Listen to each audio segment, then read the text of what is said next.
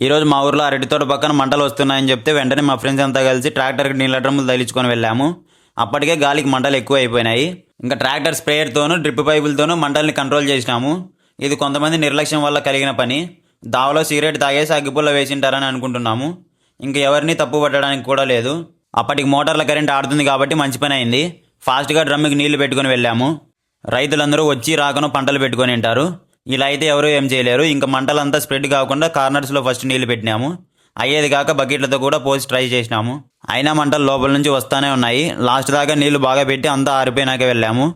రైతులందరూ తెలుసుకోవాల్సింది ఒకటే, ఎప్పుడైనా ఎక్కడి నుంచైనా ప్రమాదం రావచ్చు. అందుకని ఎప్పుడూ అప్రమత్తంగానే ఉండాలి. మన తోటను కూడా ఎప్పుడు అబ్జర్వేషన్లో పెట్టుకుంటే చాలా మంచిది. మాకైతే చివరి లైన్లో ఉన్న అరటి మొక్కలు వేడికి కాలిపోయినట్టు అయినాయి. మీరన్నా జాగ్రత్త పడండి. దయచేసి ఎవరు ఇలా తోటల దగ్గర కానీ గడ్డివాముల దగ్గర కానీ సిగరెట్లు బీడీలు తాగకండి. మీరేం బాగుంటారు, రైతులే ఆర్పుకోలేక అల్లాడిపోతారు. Thank you.